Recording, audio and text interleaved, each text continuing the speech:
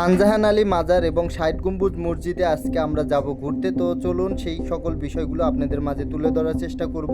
আসসালামু আলাইকুম ওয়া রাহমাতুল্লাহ। ইয়াকা না'বুদু ওয়া ইয়াকা নাস্তাঈন। আমরা যাত্রা শুরু করেছি ঢাকা থেকে বরিশাল, ভান্ডারিয়া এবং পিরিজপুরের চরখালী ফেরিঘাটের এই রুট হয়ে। তো এখানে যে নদীটা দেখতে পাচ্ছেন ফেরিঘাটের নদী, এই নদীটাকে বলে হচ্ছে কসা নদী। এই নদীটা দেখতে যতটা মনোমুগ্ধকর আবার তার থেকেও বেশি ভয়ঙ্কর।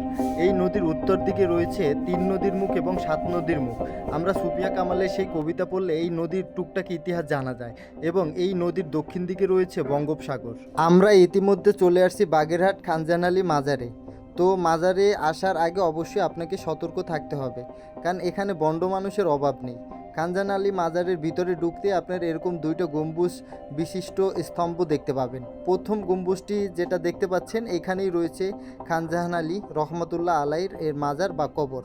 তো এর পাশে রয়েছে তার ভাগনার কবর। মাজারের ভিতরে ভিডিও করা সম্পূর্ণ নিষেধ, তাই কেসিগেট থেকে আমি আপনাদের দেখানোর চেষ্টা করছি খানজাহান আলী রহমতুল্লাহ আলাইয়ের মাজারটি। এই বিষয়ে আরও তথ্য জানার আগে চলুন আমরা খানজাহান আলী রহমতুল্লাহ আলাইয়ের মাজারের দিঘির পাশটাতে ঘুরে আসি এবং এই দিঘির টুকটাক ইতিহাস আপনাদের মাঝে তুলে ধরার চেষ্টা করব। সারা বাংলাদেশ থেকে এই মাজারে মানুষ ঘুরতে আসেন, কিন্তু ম্যাক্সিমাম মানুষ ঘুরতে আসেন বিভিন্ন মানতের কারণে। মাজারের কিছু সতর্ক বার্তা: মাজারে যারা বিভিন্ন মানতের কারণে আসেন অবশ্যই তারা মাজারে সেজদা দেওয়া থেকে অবশ্যই বিরত থাকবেন, আর অবশ্যই সতর্ক থাকবেন আশেপাশে ঘুরতে থাকা বন্ড মানুষের কাছ থেকে, আর অবশ্যই আপনার মালামালগুলো নিজ দায়িত্বে রাখবেন। লোকমুখে শোনা যায় এই মাজারের দিঘিটি 1 রাতের ভিতরেই তৈরি হয়েছে, সেই বিষয়ে একমাত্র আল্লাহ পাকই ভালো জানেন।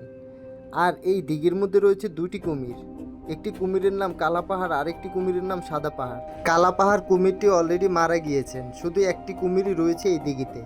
তবে এই কুমিরের দেখা খুব সহজেই পাওয়া যায় না। এখানে যে খাদেম আছেন তিনি শুধু কুমিরটাকে ডাকলেই কুমিরটি শুধু তীরে আসেন। দিঘির চারপাশটা ঘোরাফেরার পরে এবার আমরা মাজারের ভিতরে প্রবেশ করব। যেহেতু মাজারের ভিতরে ভিডিও করা সম্পূর্ণ নিষেধ, তাই কিছু তথ্য আপনাদের মাঝে শেয়ার করছি। মাজারে ঢোকার সাথে সাথে কিছু লোক আপনাকে বিভিন্ন প্রক্রিয়ার মাধ্যমে টাকা হাতিয়ে নেওয়ার চেষ্টা করবে, সেই বিষয়ে অবশ্যই সতর্ক থাকবেন। খানজাহান আলী রহমতুল্লাহ আলাইয়ের মাজার সম্পূর্ণ ঘুরে দেখার পরে আমরা এখন রওনা দিব 60 গম্বুজ মসজিদ দেখার জন্য। 60 গম্বুজ মসজিদ এখান থেকে বেশ কিছুটা দূরে। আপনারা চাইলে অটোরিকশা করে অথবা বাসে করেও যেতে পারেন 60 গম্বুজ মসজিদ দেখার জন্য। 60 গম্বুজ মসজিদের ভিতরে প্রবেশ করতে হলে অবশ্যই আপনাকে টিকিট সংগ্রহ করে ভিতরে প্রবেশ করতে হবে, তাই আমরা টিকিট কাউন্টার থেকে টিকিট সংগ্রহ করে নিচ্ছি। আর যারা স্টুডেন্ট রয়েছেন তাদের জন্য টিকিট সম্পূর্ণ ফ্রি, আর এক একটি টিকিটের মূল্য নিয়েছে 30 টাকা করে। 60 গম্বুজ মসজিদের চারপাশে ঢিলে সাজানো হয়েছে সবুজ সমাহারে। ঢুকলেই দেখতে পারবেন চারদিকে বিভিন্ন রকমের ফুল গাছ এবং বাচ্চাদের জন্য ছোট মিনি পার্ক। 60 গম্বুজ মসজিদের যে মূল ফটকটি রয়েছে সেই ফটকের বিষয়ে কিছু তথ্য আপনাদের মাঝে বলতে চাচ্ছি।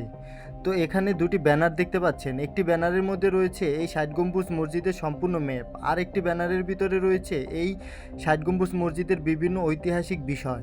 আর এখানে যে ফটকটি দেখতে পাচ্ছেন এই ফটকটির প্রত্যেকটি ইট যেন ইতিহাসের সাক্ষী দেয়।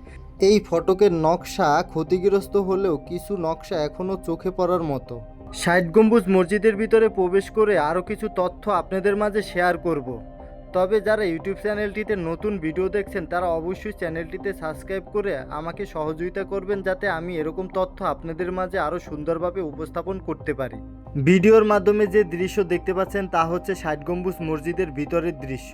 আমি প্রত্যেকটা খুঁটিনাটি আপনাদেরকে দেখানোর চেষ্টা করছি ভিডিওর মাধ্যমে। ওই সাইডে যে পর্দা দেওয়ার স্থানটি দেখতে পাচ্ছেন এখানে মহিলাদের নামাজ পড়ার ব্যবস্থা রয়েছে। উপরে যে গম্বুজগুলো দেখতে পাচ্ছেন এই গম্বুজগুলোর বিষয়ে আপনাদের কিছু আশ্চর্য বিষয় জানাতে চাচ্ছি। এই মসজিদটা 60 গম্বুজ নামে পরিচিত হলেও এই গম্বুজগুলো একুরেটভাবে গুণে সঠিক তথ্য পাওয়া যায় না। তবে সবচেয়ে আশ্চর্যের বিষয় হচ্ছে এই গম্বুজের সংখ্যার বিষয়ে যাকেই জিজ্ঞেস করা হয়েছে অনেকেই বলেছেন যে এই গম্বুজ তারা গুণে 61টা অথবা 59টা গম্বুজের সংখ্যা পেয়েছেন, কিন্তু একুরেটলি 60 গম্বুজ নামে পরিচিত এই মসজিদটি 60টি গম্বুজ একুরেটলি কেউ গুনতে পারেননি। আমি অনেকবার গোনার চেষ্টা করে দেখেছি যে এখানে 77টি গম্বুজ রয়েছে। আপনারা যারা এখানে গিয়েছেন তারা অবশ্যই কমেন্টের মাধ্যমে জানাবেন যে আপনি গম্বুজের সংখ্যা কতটি পেয়েছেন। এই মসজিদের ফ্লোর এবং পিলারের বিষয়ে আরও কিছু তথ্য আপনাদেরকে জানাতে চাই। দেখেন এখানের যে ইটের যে ফ্লোরটি রয়েছে, এই ফ্লোরের সাইডে কিন্তু চুনা পাথরের যে সিমেন্ট রয়েছে, সেই সিমেন্ট দিয়েই কিন্তু এই ফ্লোরটা করা হয়েছে। আর এখানে যে পাথরটা, এই পাথর মূলত গ্রানাইট পাথর। আপনাদেরকে একবারে পিলারের কাছে নিয়ে আমি দেখানোর চেষ্টা করেছি ভিডিওর মাধ্যমে। প্রত্যেকটা পাথর কিন্তু গ্রানাইট পাথর। এই পাথরগুলো দিয়েই কিন্তু এই মসজিদের যে স্তম্ভ, মূলত পিলার, সেই পিলারগুলো তৈরি করা হয়েছে।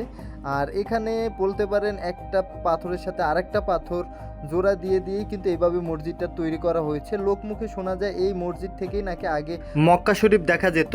তো এই বিষয়টা দেখতে পেরে এই মসজিদের উপর নাকি দম দেওয়া হয়, এরপর মসজিদটা ডেবে যায়। এই কারণেই দম দেওয়া হয়, যাতে এখান থেকে যদি মক্কা শরীফ দেখা যায় তাহলে তো মক্কা শরীফে কেউ হজ করতে যাবে না।